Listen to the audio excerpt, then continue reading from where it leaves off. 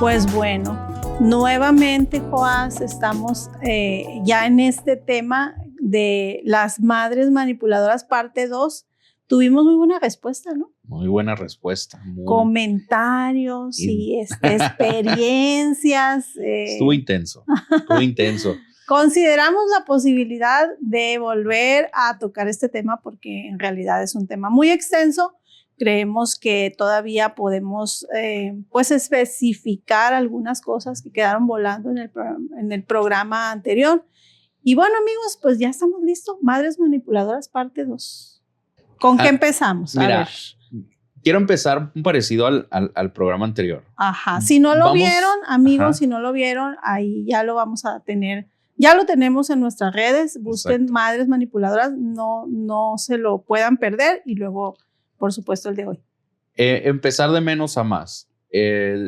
Estamos platicando de, hay ciertas, por ejemplo, poníamos el ejemplo de cuando le dicen a los niños de ya, Juan, suelta ese ejemplo, Ajá. Por favor. Ya te llega. Está calando. Me expone. Que hay niños que se están muriendo en otra parte de hambre, que no sé qué. Pero eso es una realidad. Ok, sí. Pero lo que me quedé pensando, o alguna duda que pueda surgir por ahí, es la diferencia de eso y la manipulación es que hay una mala intención. Hay una mala intención. Completamente. Ya para que no te sientas tan mal. Liberada completamente de decirle a mis hijas que los niños de África sufren. Fíjate que sí, yo creo que faltó puntualizar una de las cosas del programa anterior es, aunque sí lo mencionamos, ¿no? O sea, los niveles de manipulación generalmente van a la par de entre más arriba, pues ya hay un sesgo de maldad o una gran peso ahí pues de mala intención, ¿no? O sea, a lo mejor del rompimiento de esa parte natural. Si eres mamá, ¿cómo es posible? Pues es impensable que siendo mamá tengas una mala intención con tus hijos, pero sí las hay. O sea, en un grado extremo sí las hay, no toda la mamá que manipula. Bueno, en cierto grado sí, pero me refiero a que entre más crece, pues obviamente más fuerte más intenso, ajá, y pues y las también conforme va creciendo o van creciendo los hijos, pues la mamá tiene que usar herramientas más sutiles de manipulación, porque entre más creces, pues más te vas dando cuenta cuando te están chantajeando, cuando te están queriendo hacer ahí un drama o algo, y vas conociendo a la persona, entonces va cambiando. Vas elaborando, ¿no? Exacto, te vas perfeccionando la técnica. Pero bueno, vamos a empezar nuevamente diciendo, o sea, ¿a qué nos referimos con madres manipuladoras? Pues la manipulación es eso que ejercen es una forma de control psicológico encubierto, generalmente, obviamente, donde el afecto, la culpa o el miedo se utilizan como herramienta de influencia. Y no nada más de influencia, porque creo que la palabra influencia queda corta. Como herramienta, ya lo dijimos, de control, de poder, de violencia. Creo que es mucho más certero hablarlo así. Ahora, sí quisiera que fuéramos mucho más puntuales ahorita al especificar características, actitudes típicas de una mamá que te está manipulando, ¿sí? Una de ellas pues tiene que ver, hay muchísimas, pero quisiera mencionar primero la culpa como mecanismo de control, ¿sí? Si de pronto tu mamá utilizaba ciertas estrategias y tú terminas sintiéndote culpable o responsable de su estado emocional, eso ya habla de una manipulación. Después de todo lo que hice por ti, ¿qué más? Cuando el hijo intenta poner algún límite, pues se va a victimizar o va a tener una reacción emocional. Bien, exactamente. Porque no quiero que estés con una mala mujer como esa. Claro. Y entonces empieza a ponerle realmente características propias a la pareja. La proyección que decíamos, ¿no? Luego esto ya lo hablamos un poco, no solo lo vamos a mencionar. El amor condicionado, esa es una señal de alarma, de alerta muy fuerte, porque las consecuencias son devastadoras, ya lo dijimos. Cuando retira el afecto, si el hijo no cumple las expectativas, si no hiciste como ella quiso o a la manera que ella quiso, el castigo no es hablar contigo y explicarte las cosas, o el castigo puede ser el silencio prolongado, el castigo puede ser el retirar el afecto mismo, ¿no? Lo cual es tremendamente dañino.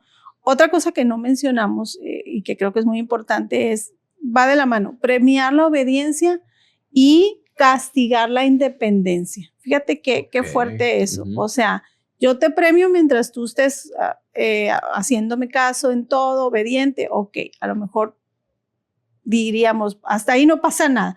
Pero ¿qué pasa cuando no estamos hablando de castigar la desobediencia? Estamos hablando de castigar la independencia. ¿Sí? Entonces, ¿qué pasa? Crear ese nivel de dependencia donde el hijo no puede, conforme va creciendo, por supuesto que como padres normales, digamos, tendríamos que darle más espacio, más alentar incluso la independencia. La mamá manipuladora no alienta la independencia. A lo mejor la independencia física o la independencia de que sale a trabajar, cosas así, pero otro tipo de independencia, la emocional no. Tengo que consultarle a mi mamá. Eso también yo lo he visto mucho. Sí. En la torre. Es más, híjole, ahí me voy a meter en camisa de 11 varas, pero lo voy a mencionar. Ya lo he mencionado en otros programas. Esos hijos que ya están casados y que están cada fin de semana en la casa de sus papás, ¿qué les pasa? No es sano, no es. Y más recién casados. Y más recién, ¿qué haces ahí? Vete a aprovechar el tiempo, haz lo que tengas que hacer. Es lamentable. Oigan, no me malinterpreten. No quiero decir que te casas y te olvidas de tus padres, no. No pero hay un equilibrio. Eso. De verdad, yo he visto eso. Personas que se casan, tienen hijos, tienen nietos y siguen yendo a la casa de los papás religiosamente cada fin de semana. Domingo se van. Ajá. Ahora, yo no estoy diciendo que en ese caso forzosamente la mamá o el papá sean manipuladores, pero pudiera ser que si es el caso, fuera una señal de esa culpa que sienten los hijos si no voy a ver a mi mamá, si no voy a reportarme, si no le hablo todos los días. Que es diferente a cuando el hijo es extremadamente dependiente de los papás, o sea, no necesariamente porque los papás los están manipulando, sino porque exacto, se dio ahí un contexto. Bueno, mira, yo te diré que si tu hijo adulto es extremadamente dependiente de ti, algo hiciste mal como papá y mamá. Por ejemplo, casos de cuando la pareja se va a trabajar, el otro en esas horas de trabajo se va. Exacto, o sea, son señales de que, bueno, te tienes que hacer responsable, a ver qué está pasando, por qué tengo esta necesidad imperiosa de estar en casa de mis padres si ya soy un adulto. Porque tengo la necesidad de que me sigan aprobando cada decisión que yo estoy tomando en mi propia familia, porque sí sucede. Entonces, ojo y lo repito, no estamos diciendo que en todos los casos es porque los papás o la mamá es manipuladora, sí tienes esas características, pero sí estoy diciendo que si te pasa eso, algo falló, tanto en ti como adulto, porque ya lo tendrías que asumir, como en esa crianza que a lo mejor se dio en un ambiente de demasiada dependencia sin llegar a la manipulación, pero pues la línea puede ser muy delgada. O sea, al final de cuentas, si yo como mamá, mis hijos adultos no pueden alzar el vuelo, no pueden tomar sus decisiones y siguen dependiendo de mí, definitivamente algo hice mal. Exactamente. Algo hice mal. ¿Sí? Porque no es normal, no es natural esa dependencia tan fuerte. Y no significa que esté mal regresar a ver a tus papás. No, es también hasta sano estar en ese contacto con los papás. Claro, pero todo con un equilibrio. Y siempre cortando ya ir a visitar a tus papás, no mantener el cordón. No mantenerte ahí cada fin de semana, incluso a veces pasa de que te pelees con tu pareja porque la pareja ya está harta de ir a visitar a tus papás y tú no puedes entenderlo y te pones en modo a la defensiva si Sí, te lo completamente. comentan, ¿no? Te hieres, te ofendes, etcétera. Entonces, creo que puede ser también una señal de sobreprotección clara, de una forma de crianza de mucha sobreprotección, como te digo, sin llegar a una manipulación, pero la línea sigue siendo muy delgada y como quiera, pues no debería ser, es disfuncional. Exacto, es Entonces, disfuncional. ojo con eso. Estamos hablando de pues formas o actitudes en que las mamás pueden, decimos las mamás porque es el tema, pero igual y puede pasar por el lado del hombre, ¿verdad? Del hombre. Yo creo que este tema de la sobreprotección, pues en un grado también ya más alto, sí implica la manipulación. Por ejemplo, cuando el hijo, más bien cuando la mamá decide por el hijo ya, pues ya adulto, ¿no? O sea, esa necesidad de estar consultando cada decisión y cada paso. Incluso pues, se meten a el diseño de la casa de ellos, por ejemplo, que la mamá, oye, yo te recomiendo que mejor uses este tipo de cortinas, y parece una recomendación. Parece. Y el hijo termina obedeciendo eso cuando la esposa quería a lo mejor persianas en vez de cortinas. Claro. Entonces ya empieza una fricción ahí en el matrimonio. Y matrimonio de 3, pues, como te digo. Exactamente. Y pongamos que a lo mejor la pareja es como más introvertida, que no expresa tanto sus inconformidades, se va a ir guardando. Y el problema con los introvertidos es que sacan todo o sacamos todo de golpe. No, hombre, que andas haciendo una bomba. Se va acumulando. Ajá. Y lo saca. Y explota. Y en cambio, personas que a lo mejor expresan más sus inconformidades, pues puede ser un poco más llevadero en el sentido de estarte dando cuenta qué es lo que está sucediendo. Fíjate que mal. Acabas de tocar un tema que también nada más así de pasadita, ¿no? Lo voy a mencionar. Creo que es importante. Cuando tienes una mamá manipuladora y esa mamá tiene varios hijos, esos hijos forzosamente van a tener personalidades diferentes, influye mucho la personalidad del hijo. O sea, porque no a todos los puedes manipular de la misma forma y al mismo nivel. A ver, tienes que ser una experta, ¿no? Que a veces sí lo logran, pero no en el mismo grado. O sea, no es lo mismo manipular a un introvertido que a un extrovertido, Exacto. por ejemplo. No es para nada lo mismo manipular a un colérico. ¿Puedes hacerlo con los 3? Sí, en un punto, pero el grado de afectación y el grado de manipulación no van a ser iguales. Entonces, de alguna forma, las características personales del hijo pueden fungir como facilitadores de la manipulación o como factores de protección incluso contra este tipo de mamás. ¿Cómo la ves? Y se da que a lo largo del tiempo, digamos, hablando de esos 3 tipos de hijos, la relación que van teniendo con la mamá, que llega a un punto en que pues mamá ya no se puede valer por sí misma, pero sigue teniendo esas actitudes. Puede que el hijo más colérico no tenga ningún tipo de relación con mamá. Ajá. Y puede ser que el más introvertido tampoco tenga algún tipo de vínculo con la mamá o sea al que más manipula, pero también hay otro tipo de hijo al que ya se da cuenta, pero aún así no se aparta y está ahí con así mamá. Y es que por eso, pues, o sea, ahí entran las características personales, cómo tú lo procesaste. Hijos que igual, ¿no? Que a veces se quedan, todos se van y él se queda por la culpa, porque mi mamá se va a quedar sola. Todavía se da, a veces uno piensa que eso pasaba en los años 50, no sé, pero eso sigue sucediendo. O sea, el hijo que crea ese compromiso, que por ahí tiene un nombre, no me acuerdo, dentro de las teorías o perspectivas de los sistemas familiares, el hijo que se sacrifica, pues, que cumple ese rol en la familia y que, bueno, al final de cuentas los efectos de la manipulación son tremendos, al grado de que un hijo pueda ofrendar su propia vida en sacrificio para que mantener un equilibrio familiar o para mantener las expectativas de una mamá, buscando aprobaciones que a lo mejor nunca llegan en su totalidad. Y eso es muy doloroso, porque sí me ha tocado ver a mí, por ejemplo, la hija que está siempre ahí con la mamá, que la cuida, que la lleva, que sus citas médicas, lo que sea. Los hijos que volaron y de pronto llegan a casa a visitar a la mamá. ¿Y la mamá qué hace? Resulta que empieza a hablar mal del hijo que la cuida. o de la hija que la cuida. Eso se llama triangulación y es una estrategia de manipulación muy asidua también, donde usa a los hermanos o a otros familiares para presionar, para generar conflictos. ¿Y cómo estás, mamá? Ay, es que mira, pues apenas, ay, tu hermana se le olvidó comprarme las pastillas y ya.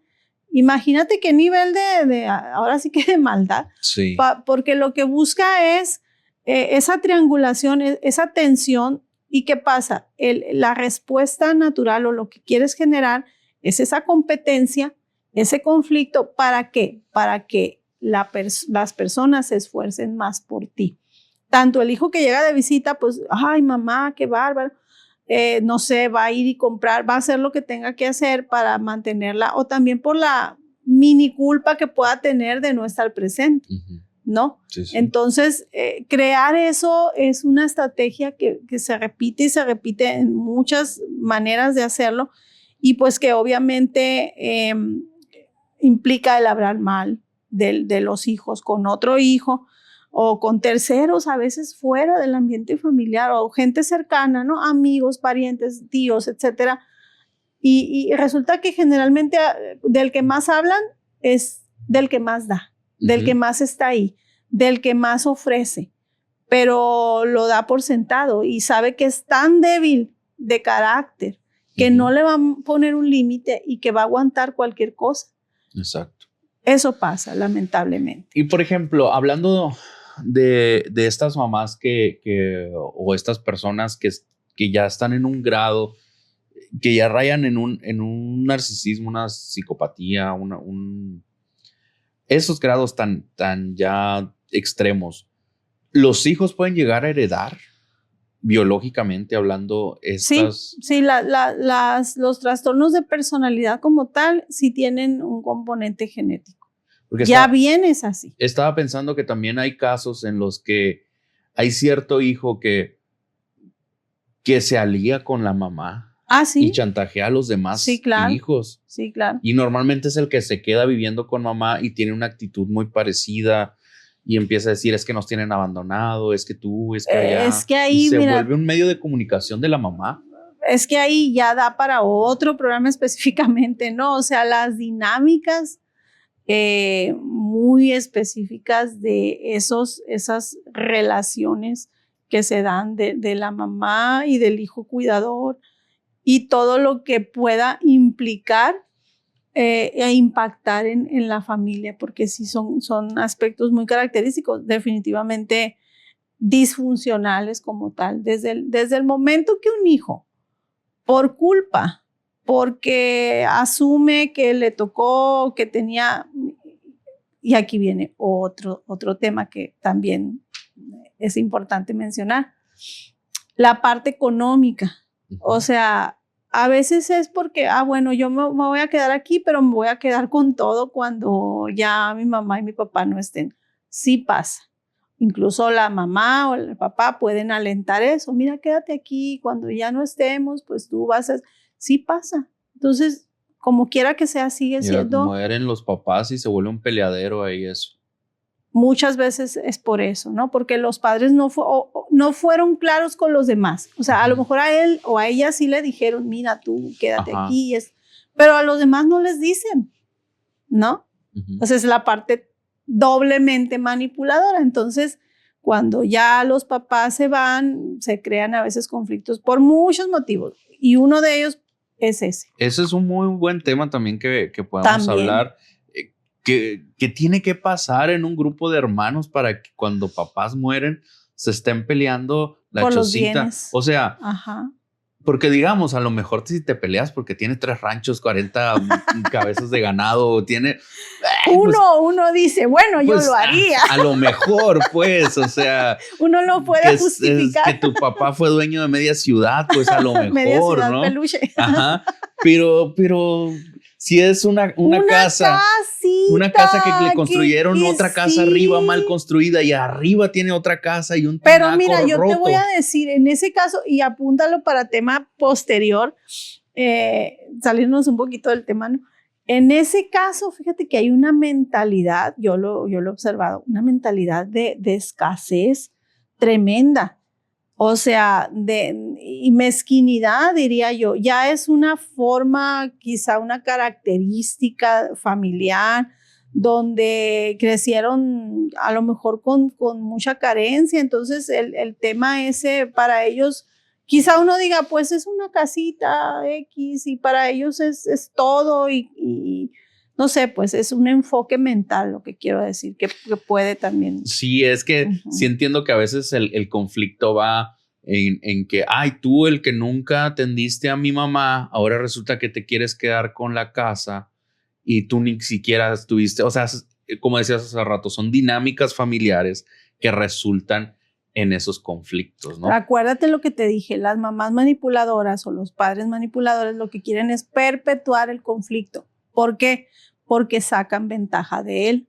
Eso y lo vuelvo a repetir. Hay gente que no quiere resolver, gente que está interesada en perpetuar el conflicto. ¿Por qué? Porque viven del conflicto. Hay una frase en una película. Económicamente y emocionalmente. Hay una frase en una película que a mí me gusta mucho que dice, hay gente que solamente quiere ver al mundo arder. No, pero es que a veces uno lo hace por goce. No. O sea, ni siquiera es por eso. No. No lo están gozando. Sí, pero aparte tienen beneficios. O sea, la gente, bueno, yo así lo entiendo. La gente que quiere ver el mundo arder por goce, ay, me gusta, que igual es patético. Sí, es patético. Pero cuando lo haces porque de eso vives, de eso sacas ventaja emocional y económica. No nada más el disfrute es una forma de ventaja emocional. Pero te digo, y volviendo a las múltiples formas, otra más, las madres o padres, ya estoy incluyendo a los padres para que nadie se escandalice de que nada más las madres, que utilizan la economía para controlar a los hijos, adultos ya casados. O sea, uno puede entender que en cierto nivel pues es su responsabilidad y están bajo su cuidado, pero cuando ya sucede a este otro nivel, pues ya estamos hablando de algo más serio. Muy, muy, muy, muy intenso está esto y no sé, espero que todos se estén quedando hasta el final, hasta este momento del programa y que la incomodidad no haya sido como para que se vayan. Sí. Bueno, para que se vayan no, pero a veces hay que incomodar para generar. Es importante. Para generar movimiento. Exacto. Porque luego nos acomodamos. Es importante a veces, porque tampoco estoy de acuerdo que todo el tiempo, pero a veces claro. Ponernos en situaciones de incomodidad como para ver en qué hay que cambiar, qué hay que mover, qué hay que mejorar o qué está funcionando bien. También es en esas situaciones de incomodidad te das cuenta realmente que está funcionando bien. Y algo que siempre nos gusta a todos y el que diga que no, pues está manipulando. Está manipulando. Y es el tema del dinero. El tema del dinero, y es una forma muy ruin, creo yo, de manipular a alguien, porque el dinero hasta cierto punto, cuando ya te manipulan con dinero, te están objetivizando, ¿no? Pues es que todo el tiempo que te manipulan te están objetivizando. Yo creo que hacerlo con dinero le agrega ¿qué será? Un peso más, porque se relaciona con tu supervivencia, ¿sí? O sea, a lo mejor no extrema, en la mayoría de los casos no te vas a morir de hambre, pero sí, nuestro cerebro así, nuestra parte rudimentaria, se activa esa parte de sobrevivencia del ser humano. Entonces, mira, también muchos casos en los que los papás, ya siendo sus hijos adultos, esta forma de manipulación no la ves venir, porque una cosa es que tus papás te ayuden, y yo creo que en la mayoría de los papás están dispuestos a ayudar cuando el hijo pues está batallando, y otra cosa es cuando los papás ofrecen una ayuda tan consistente que crean la dependencia. Es decir, el hijo no podría tener el estilo de vida que tiene, no podría tener a sus hijos en la escuela que los tiene, si no fuera por esa ayuda, entre comillas, del papá o de la mamá. ¿Qué quiere decir? Como dicen, y sigue siendo una verdad práctica, el que paga manda, ¿no? Entonces, psicológicamente, si tu papá o mamá están supliendo las necesidades de tu matrimonio y no eres tú como hombre el que lo estás haciendo, ¿quién va a mandar en ese matrimonio? Sí, es una forma demasiado clara desde mi punto de vista de mantener poder y control sobre Así que, alguien. Ojo, a los hombres que a lo mejor no son tus padres, son tus suegros. Pues, híjole, qué posición tan difícil o tan triste cuando tus suegros te están resolviendo la vida. Entonces, no vas a tener voz ni voto en tu casa. Exacto. Porque psicológicamente la mujer no está dependiendo de lo que tú eres capaz de proveer, sino que sigue siendo la figura más fuerte a nivel emocional y psicológico para tu esposa, el papá o la mamá. Y no eres tú. Sí. Y si no eres tú, ya estás en un problema muy grande. ¿Sí? O sea que podemos usar el bienestar para manipular. Totalmente, sí. Y pasa, ¿no? Y pasa. Y está pasando. Y está pasando esta palabra. Entonces, cada programa me tientas, pero yo soy fuerte. Y vamos a continuar con nuestro tema. Entonces, fíjate, Joás, yo creo que a veces normalizamos tantas cosas que pues que vivimos o que ya cuando somos adultos, y te voy a decir, yo lo viví así, me voy a abrir un poquito, yo lo viví no con mi mamá, pero con alguien muy cercano, o sea, sucedió en nuestra familia, cuando de pronto te das cuenta de que una persona ha hecho por mucho tiempo las cosas de esta manera, y es alguien a quien tú amas, a quien tú respetas, en quien tú tenías una cierta imagen. Te voy a decir que es un duelo. O sea, claro, como adulto, que tú te des cuenta que alguien a quien tú amas, y etcétera, familia, resulta que estaba consistentemente haciendo cosas para sabotearte, para crear conflicto, y puedes pasar años de la vida así. Entonces, cuando te das cuenta y empiezas a ver desde otra óptica, sí hay un duelo. Sí hay un duelo, obviamente, porque la persona que tú creías que es no era, o que era no es.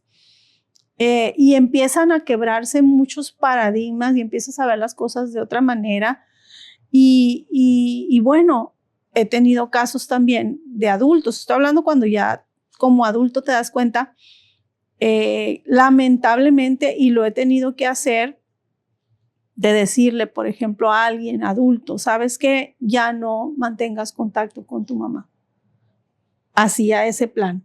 Porque estoy hablando de casos muy extremos, ¿no? No digo que vas a cortar. Si tú te das cuenta que tu mamá manipula ciertas cosas, o sea, no por eso vas a cortar todo contacto. O sea, a veces es simplemente posicionarte desde la realidad, no la vas a cambiar, eso es una realidad. Pero sí. Hay que aceptar esa parte. Ajá. Porque a veces invertimos mucho tiempo tratando de hacerle ver, exacto. Entonces, tú ya sabes que hacerle ver es echártela de enemigo, como exacto, luego dice. Entonces, a veces es simplemente no entrar en esa confrontación porque no lleva nada, pero sí aprender a poner los límites necesarios, aprender a relacionarte desde otra manera. Simplemente algo muy sencillo que a veces me han comentado, es que llego a mi casa y mi mamá empieza a contarme los problemas, a hablarme de todo el mundo mal, a quejarse. Entonces, pues no quiero llegar, o sea, quiero verla, pero cuando llego ya es una letanía, ¿no? Ajá, una quejadera y así. Entonces, digo, en ese caso puedes poner límites.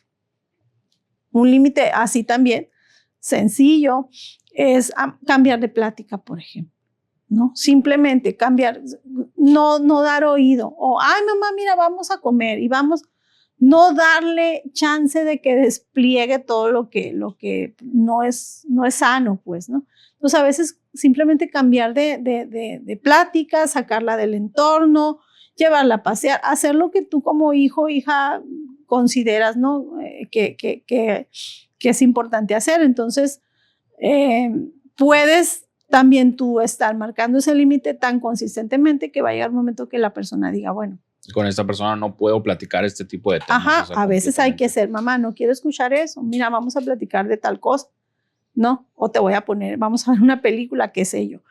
Y a veces toca decirlo como es, o sea, decirlo, ¿sabes qué? No me hables de eso, no me hables de esa persona, yo no quiero saber qué está pasando ahí. Vamos a convivir de otra manera, es más, vamos a otro lugar, cambiarle el contexto. No nada más cambiar el tema así para... Sí, por eso te digo, sacarla a pasear, etcétera. Hacer algo diferente que no sea estar escuchando. A lo que voy es ser que él también lo note. Ah, claro. Porque si nada más le cambias el tema, no lo va a sentir tan al claro el límite. El límite. Uh-huh. Ajá. Exacto. No que estás hablando de manzanas y de pronto le empieza a hablar de peras, pues no lo va a sentir, no se va a sacar de onda a lo mejor, pero no lo va a sentir claro, ¿no? Sí. Como dicen, al sordo hay que gritarle. Al sordo hay que gritarle a veces, exactamente. Literal. Sí, hay personas que no hay otra forma en la que entiendan. Pues fíjate, mira, ya estamos tocando también esa parte de qué hacer. ¿Qué hacer si yo tengo una mamá manipuladora? Si ya me di cuenta que me estuvo manipulando, si ya me di cuenta cómo se maneja. Yo creo que debes nuevamente evaluar en qué nivel está. Hay niveles extremos en que tienes que cortar de plano la comunicación y la asistencia al menos por un tiempo o de muchas maneras y mantener nada más una comunicación así ahora sí que muy por encima, ¿no? Pero en la mayoría de los casos pensando que no todos son extremos, y con extremos me refiero a que la persona intencionalmente ha hecho cosas para dañarte, para meterte en problemas con tu familia, incluso legales. A mí me ha tocado casos de mamás que meten a sus hijos en problemas legales a propósito. Imagínate. O sea, en ese caso, ¿qué haces? O sea, tienes que apartarte. Tienes que apartarte. Ajá. Completamente. Sí, el grado, ahí ya depende. Pues el grado, creo que no nada más tienes que evaluar qué tanto te afecta a ti, porque pues al final de cuentas es tu mamá y quizá nadie le va a tener la paciencia que tú le tienes y el amor también. Pero si afecta a tu pareja y afecta a tus hijos, también es muy importante que lo valores, ¿no?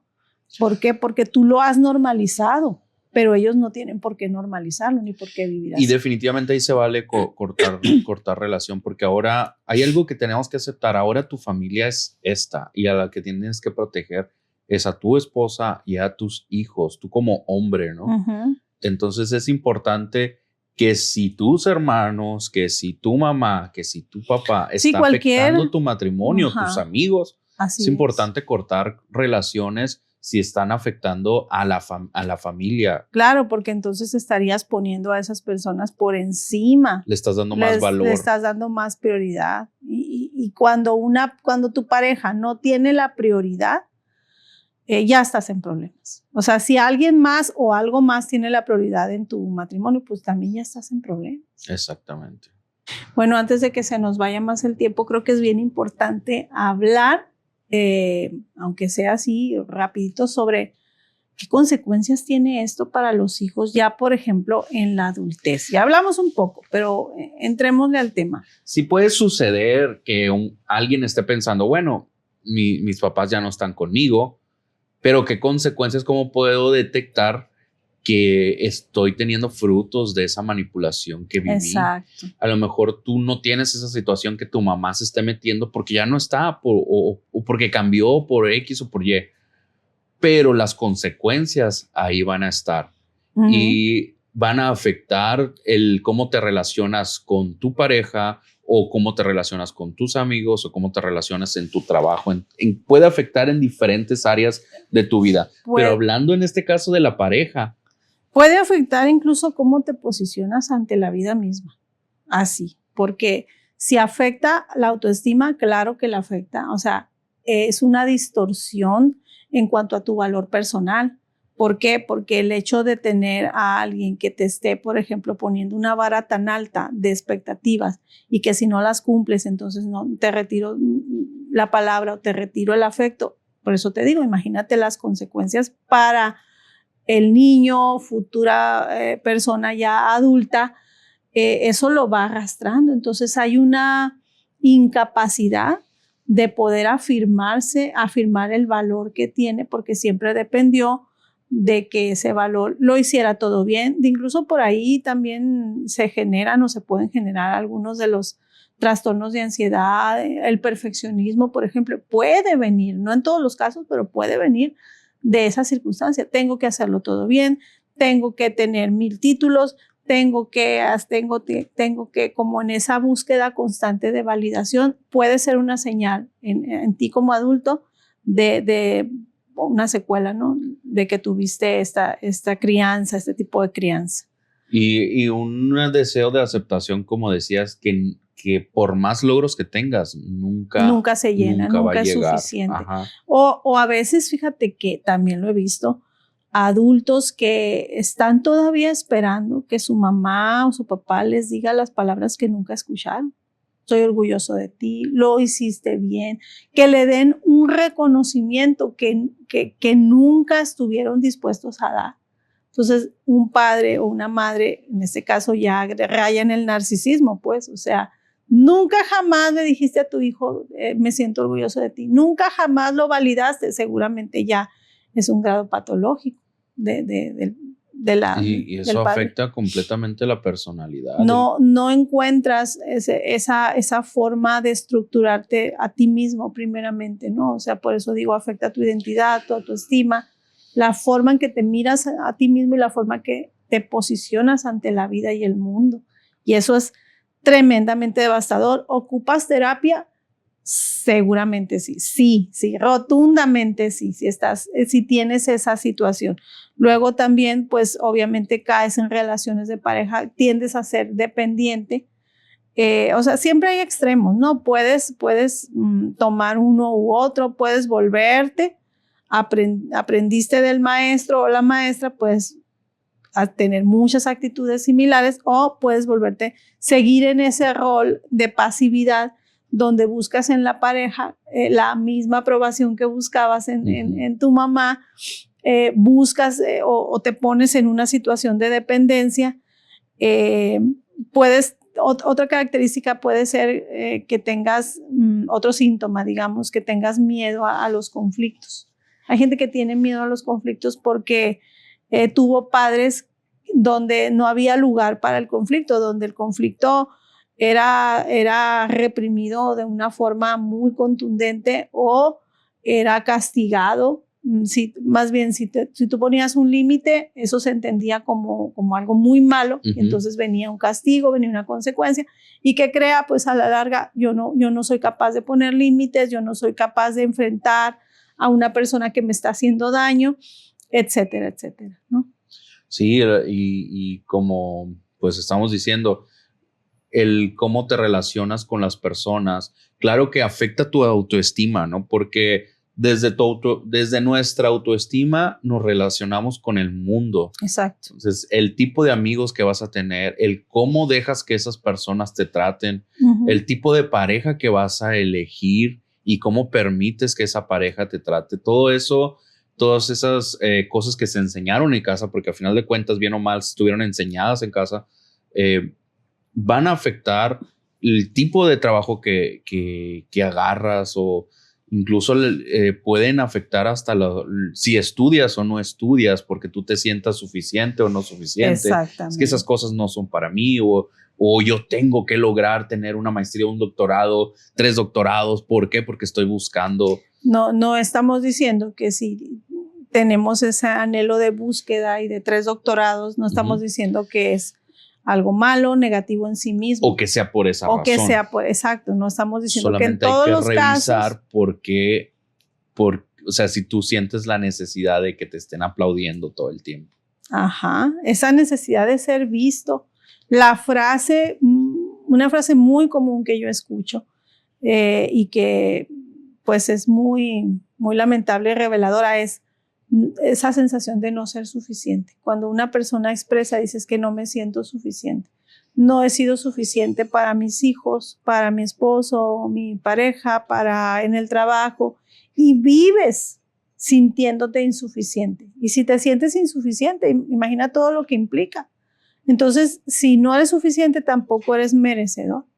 No mereces ser amado, no mereces ser visto, no mereces, o sea, te pones en esa posición en la que crees y estás convencido de que para ti no es, ¿no? Y de que las cosas buenas o una buena relación o un buen trato es para otras personas, pero para ti no. Entonces, todos esos traumas, fíjate, todas esas heridas o esos síntomas que se dan, a veces uno piensa que se van a quitar con el tiempo o simplemente te acostumbras a vivir con eso, cuando pues viene de un contexto, de una crianza y de una forma de procesarlo, porque pues lo hemos dicho y creo que es buen momento, ¿no? Para repetirlo.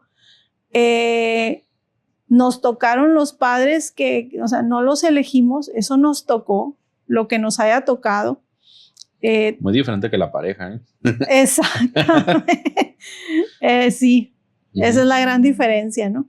Pero los papás, o sea, nadie nos pidió opinión. Eso es lo que nos tocó.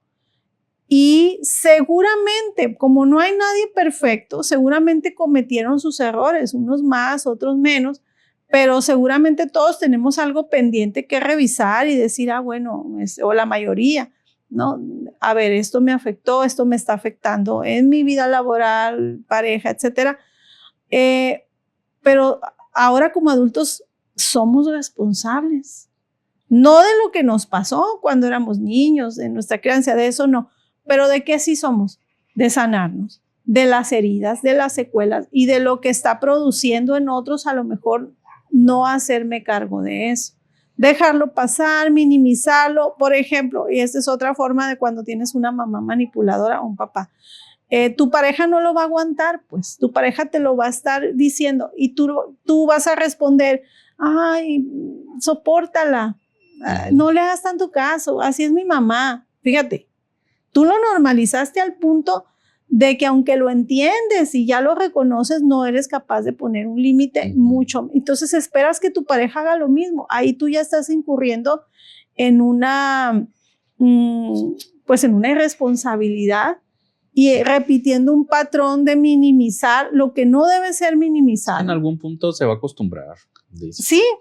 O sea, apuestas a que tu pareja acepte las faltas de respeto o acepte los comentarios hirientes porque pues tú te acostumbraste a eso. Entonces ahí hay una responsabilidad muy grande que no estás tomando sobre ti mismo, sobre tu casa, tu familia, y las heridas se van a perpetuar. Entonces, qué lamentable que por tener una mamá, como ya hemos dicho, manipuladora, o un papá, una familia con esas características, qué lamentable que te cueste o te llegue a costar tu matrimonio. Y si te cuesta, no es culpa de tu mamá, es tuya. Totalmente, ya es responsabilidad tuya. Así es, así es. Sí, entonces puedes perder tu trabajo, o no tener un buen trabajo, puedes tener una mala familia, todo por consecuencias de la manipulación que viviste en tu infancia, en tu adolescencia, a lo largo de tu educación. Entonces, aquí lo importante es reconocerlo y hacernos responsables ahorita de eso y buscar una solución si ya lo detectamos en nuestra vida. Todavía estamos a tiempo. Todavía estamos a tiempo. Y bueno, pues ya nada más resta pedirle a la audiencia, pedirles a ustedes que nos están siguiendo. Creo yo que sería bueno en este momento de reflexión que pusieran algún comentario al respecto en su experiencia. En su experiencia. No está de más que nos vulneremos un poco, ¿no? De pronto el hacer ese intercambio de ideas puede ser que a alguien le estemos ayudando con estos comentarios. Claro que sí. Si tuviste una mamá así, ¿cuáles fueron las consecuencias? ¿Cómo estás lidiando con ello? Si necesitas terapia, pues obviamente, ¿verdad? Ya sabes a dónde recurrir. Si todavía lidias con cosas que están ahí obstruyendo una vida plena, creo que es importante, sobre todo, a lo mejor no contar con lujo de detalles, pero sí decir, bueno, a mí me pasa o me pasó, yo me identifico y saber que no, pues bueno, no somos los únicos que lidiamos con eso y podemos apoyar de alguna manera para que alguien reaccione al menos, ¿no? Y totalmente, totalmente. Y bueno, pues gracias por seguirnos y continuar con nosotros en nuestras diferentes redes. ¿Joas, las redes? Las redes sociales, pues a todos nos pasa, así nos pueden encontrar en Instagram, Facebook, en YouTube, en las diferentes redes sociales. Claro, comuníquense con nosotros, déjenos ahí sus comentarios de cualquier tipo, temas que quisieran que tratáramos y pues bueno, nos seguimos viendo, escuchando por este medio para seguir hablando de esas cosas que a todos nos pasan. Hasta luego.